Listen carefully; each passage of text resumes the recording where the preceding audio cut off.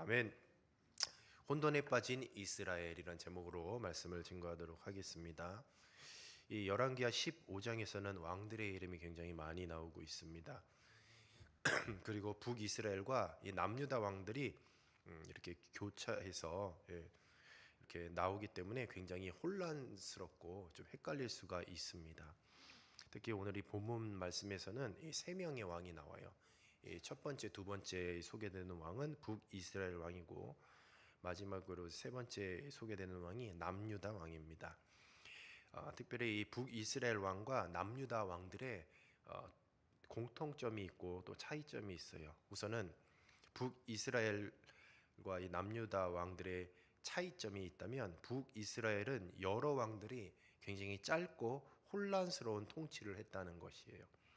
그리고 남유다는 대부분 안정적으로 이렇게 나라를 다스리지만 부분적으로 부패한 또 왕조의 모습을 보여주고 있습니다. 그런데 공통점이 있다고 한다면 바로 이 북이스라엘과 유다 왕들이 여호와의 법도에서 이제 우상 숭배에 빠지게 되고 그로 인해서 나라가 점점 쇠락해 가고 결국은 멸망의 길로 접어드는 과정은 동일하다는 것이에요. 그러니까 남유다와 북이스라엘은 속도의 차이가 있는 것이지 조금씩 이를 쇠락을 하고 그리고 멸망의 길을 가고 있다라는 것은 공통점을 가지고 있습니다. 23절에서 26절까지 첫 번째 소개되는 왕은 바로 부가히야 왕입니다. 무나헴의 아들로서 이 부가히야 왕은 2년밖에 통치를 안 했어요. 서두에도 얘기한 것처럼 북이스라엘의 왕들은 굉장히 짧고 혼란스러운 그런 통치를 하게 되었던 거죠. 결국 이런 것들을 보자면 그 원인은 하나님을 버린 그리고 우상 숭배를 했기 때문에 이런 일들이 벌어지는 것입니다. 여호와 보시기에 악을 행했던 그런 왕으로 소개되고 이 부가히야는 그의 신하였던 베가에 의하여서 살해당하고 맙니다. 이 부가히야는 북이스라엘의 17번째 왕이었고 여호와 보시기에 악한 왕이라고 했습니다. 이 통치 2년간에 바로 여로보암의 죄를 따라서 금송아지를 숭배하고 백성을 죄악의 길로 이끌었던 왕이에요. 그리고 그의 부친이 모반으로 왕조를 시작했다고 한다면 바로 이 베가도 모반을 통해서 죽임을 당하고 맙니다. 그리고 두 번째로 소개되는 왕이 북이스라엘의 베가 왕이에요. 그러니까 18번째 왕이 되겠죠. 근데 그도 여호와의 눈에 악한 왕으로 평가되고 있습니다. 여로보암의 죄를 따라서 여전히 동일하게 금송아지를 숭배했고 베가는 20년 동안 북이스라엘을 다스리게 돼요. 근데 그의 통치 기간 동안에 아스루 왕 디글랏 빌레셀이 이스라엘의 여러 지역을 점령하고 또 많은 백성들을 포로로 끌려가는 그런 일들이 벌어졌습니다. 그러니까 이런 것들을 볼 때 북이스라엘이 점점 더 외세에 의해서 약화되고 있음을 보여주고 있어요. 결국 이 베가 왕 다음이 호세아인데요. 호세아. 바로 호세아가 베가를 죽이고 또 왕위를 찬탈하게 돼요. 이 부가히야는 반역하고 왕위에 오른 이 베가 또한 엘라의 아들 호세아에게 배반당해서 죽습니다. 계속해서 이 북이스라엘은 어쨌든 계속해서 왕위를 찬탈하고 죽이고 그래서 북왕국을 쭉 보면 210년 동안에 9번 왕조가 바뀌는데 19명의 왕이 있었어요. 그러니까 한 왕당 약 한 10년 조금 넘게 다스렸던 것이죠. 근데 이것이 절대로 긴 것이 아니에요. 왜냐하면 어떤 왕은 50년 정도 다스린 왕도 있었거든요. 그렇게 따지면 아까 보면 2년밖에 다스리지 못한 그런 왕도 있었고 내란도 있었고 그러니까 이 북이스라엘은 굉장히 복잡했어요. 210년 동안 19명의 왕이 나라를 다스렸다고 한다면 그 나라가 잘 될 리가 없다라는 것이죠. 이 빈번한 반역과 정권 교체는 바로 하나님께서 예고하신 대로 그대로 진행됐습니다. 바로 열왕기상 14장 15절 말씀에 보면 여호와께서 이스라엘을 쳐서 물에서 흔들리는 갈대같이 되게 하시고 이스라엘을 그의 조상들에게 주신 이 좋은 땅에서 뽑아 그들을 강 너머로 흩으시리니 그들이 아세라상을 만들어 여호와를 진노하게 하였음이니라. 그러니까 이 북이스라엘이 어떠한 상황일 것이라는 것이 이미 예언이 되어 있어요. 물에서 흔들리는 갈대같이 흔들린다는 거죠. 계속해서 그 나라는 그렇게 될 것이고 그 원인은 우상 숭배에서 찾을 수가 있습니다. 오늘 이제 소개된 이스라엘 왕이 두 명인데 이 베가 왕까지가 소개되고 다음이 호세 왕인데요. 호세아가 즉위되면 이제 북이스라엘의 멸망까지 9년밖에 남지 않았어요. 9년밖에. 이제 곧 멸망할 시점에 다다르게 된다라는 것이죠. 이 세 번째 왕은 남유다 왕입니다. 계속 뒤죽박죽 돼 있죠. 북이스라엘 왕, 북이스라엘 오늘 본문은 두 명 소개하고 있다가 다시 이제 남유다의 요담 왕을 소개하고 있어요. 유다의 10번째 왕이죠. 거의 비슷한 시기지만 한쪽에서는 17번째, 18번째 왕인데 남유다는 10번째. 이건 하나님의 은혜인 거죠. 하나님의 은혜. 10번째 왕으로 남유다 요담 왕이 소개되고 있어요. 이 요담 왕은 여호와 보시기에 정직하게 행했다라고 그렇게 평가받고 있습니다. 그런데 이 아버지 아사랴와 마찬가지로 산당을 제거하지 않았어요. 근데 그의 통치 말기에는 어떤 일이 있었냐? 여호와 보시기에 정직히 행하였다. 비교적 굉장히 좋은 평가를 받고 있는데 그의 통치 말기는 아람 왕 르신과 이스라엘 왕 베가 연합군이 유다를 위협하는 그런 장면이 나오게 됩니다. 그리고 전쟁에서 죽게 돼요. 요아스부터 아마샤, 아샤랴를 거쳐 요담까지, 그러니까 유다 왕들이 4대에 걸쳐서 이들의 평가는 어땠냐? 모두 여호와의 눈에 정직한 왕으로 평가되고 있어요.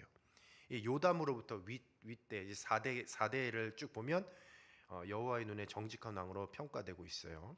근데 이처럼 선한 왕들이 유다를 다스리게 된 것은 바로 하나님의 은혜인 것이죠. 바로 이 시작을 쭉 돌아보면 우리가 다윗의 자손을 진멸하려고 했던, 물론 아합부터 시작됐던 그 아달랴의 악행이 있을 거예요. 아달랴.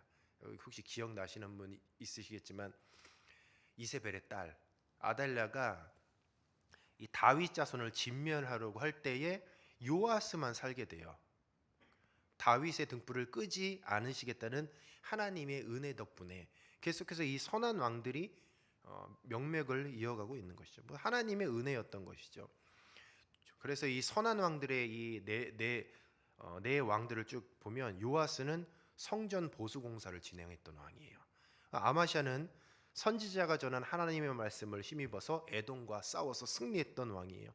그리고 아샤랴는 영토를 확장하고 정치, 군사, 경제적으로 다방면에서 나라를 안정시킨 그런 왕이었고, 또 그 아들 요담은 하나님의 뜻을 따르며 건축, 방비, 전쟁 등에 힘썼던 왕이기도 합니다. 근데 이 네 왕, 선한 왕으로 평가되는 이 왕의 특징, 공통점이 무엇이냐면 바로 악행을 답습했어요. 뭐냐? 산당을 제거하지 못했습니다. 그래서 여호와의 눈에는 선한 왕인데 그 다음 줄에는 산당을 제거하지 못했다라고 그렇게 소개가 되고 있어요. 이 4대가 연속해서 지적받은 제목이 뭐냐? 산당이에요. 산당. 산당을 제거하지 못한. 이제 산당은 바로 무엇을 뜻하냐면 혼합 신앙을 뜻합니다. 가나안 땅에 이스라엘 백성들이 가나안 땅에 들어가기 전에도 산당은 있었어요. 고대 근동에 우상을 숭배하는, 특별히 바알과 이제 이스라엘 백성 금송아지잖아요. 그것도 전부 다 이제 이방 신들이에요. 바로 이방 신을 섬기기 위해서 산 꼭대기에 지었던 그런 신전이라고 보시면 됩니다. 근데 이제 처음에 이스라엘 백성들은 처음에 솔로몬 성전이 있기 전에 산당에서 하나님을 섬기기도 했었어요. 그러니까 산당은 어떤 곳이냐면 하나님을 섬기기도 하고 우상을 섬기기도 했던 그런 장소였다라는 것이죠. 그래서 이 산당을 제거하지 못했다라는 것은 결국은 이스라엘 백성의 이 안에 무엇이 있었냐? 우상 숭배하는 혼합 신앙, 하나님을 섬기기도 하고 우상을 섬기기도 하는 그런 혼합 신앙이 있었다는 것을 보게 됩니다. 근데 이 혼합 신앙 섞는 거예요, 섞는 거. 이런 섞어서 하나님도 섬겼다가 우상도 섬겼다가 산당에서 그런 일들이 있었던 거죠. 반도 이런 것들이 무엇을 가져오게 되냐? 결국은 영적 타락을 갖게 되고, 이 영적 타락은 모든 타락으로 불러오게 됩니다. 아무리 선한 왕으로 평가받지만 산당을 제거하지 못했어요. 그리고 4명의 연속해서 선한 왕이었지만 계속해서 이 산당이라는 악습을 제거하지 못했습니다. 하나님을 섬기면서도 산당을 제거하지 못했습니다. 그런데 이 전체적으로 큰 그림으로 보면 남유다도 속도는 조금 늦지 모르지만 그러나 서서히 지금 망해가고 있다라는 거죠. 유다 왕 요담이 아버지 우시야처럼 정직히 행했고 성전의 윗문을 건축하는 등의 성전을 굉장히 소중히 여겼지만 여전히 산당을 제거하지 않았어요. 그래서 하나님은 아람 왕 르신과 이스라엘 왕 베가가 결성한 연합군을 불러서 그런 유다를 치셔요. 선한 왕이라고 하지만 유다를 친다라는 거죠. 이런 것들을 볼 때에 하나님은 정말 우리가 하나님을 믿는다라는 것은 정말 하나님 한 분만을 믿는 것이죠. 그래서 요즘에 우리가 종교 혼합주의라는 것을 많이 들어보게 됩니다. 종교 혼합주의. 그러니까 이것을 다른 말로 말하면 종교 다원주의죠. 종교 다원주의. 이 종교 다원주의가 뭐냐면 모든 종교가 진리로 이르는 다양한 길을 제공해 준다라는 그런 주장을 하고 있어요. 그런 주장을 통해서 우리가 하나로 하나 되자, 연합하자. 자, 이렇게 이제 주장을 하면서 자꾸 연합을 얘기하고 통합을 얘기하는 거죠. 근데 우리가 이런 관점에서 본다면 기독교는 배타적일 수밖에 없습니다. 물론 뭐 포용하고 우리가 서로 하나 되는 것은 중요하지만 예수 그리스도만이 유일한 구원자라는 이 진리와는 충돌되면 안 돼요. 예수님께서 뭐라고 말씀하셨습니까? 나는 길이요 진리요 생명이니 나로 말미암지 않고는 아버지께로 올 자가 없느니라라고 말씀하셨어요. 예수님을 통해서만 우리는 구원받을 수 있다라는 것이죠. 바로 우리는 이 진리 하나만 붙잡으면 되는 것이에요. 이 종교다원주의는 결국은 이 구원의 길에 대해서 공격을 하는 것이죠. 우리 장로교 역사적으로 보면 우리 장로교 분열이 한번 크게 된 적이 있었죠. 바로 이 통합과 우리가 속해 있는 합동교단 왜 이렇게 분열이 됐냐라고 따져보면 WCC 때문이거든요. 결국 이 WCC가 종교 혼합주의, 다원주의를 얘기하는 것이에요. 그래서 저희가 소속된 이 합동교단에서는 이제 WCC를 반대하여서 이제 통합과 합동이 나눠지게 되는 것이에요. 오늘 이 말씀을 보면 우리들의 삶도 마찬가지예요. 우리들도 신앙생활을 하지만 하나님을 섬기는 성전과 그리고 우상을 섬기는 산당이 공존하는 인생으로 살 수도 있습니다. 하나님을 섬기기도 하고 그리고 우상을 섬기는 그런 문화들 그리고 우상을 섬기는 그런 방법들을 그냥 또 여전히 이렇게 붙잡고 사는 것이죠. 주일날 예배 드리고 그리고 뭐 점집도 들락날락하고 뭐 오늘의 운세도 좀 끼웃끼웃하고 또 부적도 좀 샀다가 뭐 여기에 좀 넣고 다니기도 하고 다 그것이 무엇이냐 이제 혼합주의예요. 이런 것을 가지고 있다라고 한다면 어떻게 되겠습니까? 산당이 사라지기 전까지 언제든지 하나님이 이 산당과 같은 혼합주의 같은 이런 불신앙을 갖고 있다면 언제든지 나를 징계할 채찍이 내 주변에 있다라는 것을 우리는 꼭 기억해야 하겠습니다. 하나님이 선한 왕으로 이렇게 여겼던 요담 왕도 어떻게 됐어요? 아람 왕 르신과 이스라엘 왕 베가가 결성한 연합군을 통하여서 전쟁에서 죽게 돼요. 이것이 무엇을 의미합니까? 그가 하나님 앞에서 선한 왕, 그러니까 신앙적인 모습을 보였지만 한편으로는 산당을 제거하지 못했죠. 결국 그것을 통해서 하나님이 치셨다라는 것이죠. 우리도 마찬가지입니다. 우리의 삶에서 절대로 성전과 산당이 공존하면 안 되는 것이에요. 사단은 끊임없이 바로 이 점을 공격하는 거죠. 공존할 수 있도록. 그냥 야, 교회 다니지 마, 하나님 믿지 마, 이렇게 공격 안 해요. 굉장히 세련되게 고차원적으로 교회 다녀, 신앙생활 열심히 해, 그러나 세상 문화도 좀 즐겨, 응? 하나님 잘 섬겨, 그리고 우상 숭배도 좀 해, 응? 하나님 잘 섬겨, 너 자신도 좀 믿어봐, 너 경험도 좀 믿어보고, 이런 식으로 자꾸 혼합을 한다라는 거죠. 출애굽기 20장 3절 말씀에 보면 너는 나 외에는 다른 신들을 내게 있게 말지니라 라고 말씀하고 있어요. 고린도후서 6장 14절 15절 말씀을 보면 믿지 않는 자와 멍에를 같이 하지 말라. 의와 불법이 어찌하여 함께하며 빛과 어두움이 어찌 사귀며라고 말씀하고 있습니다.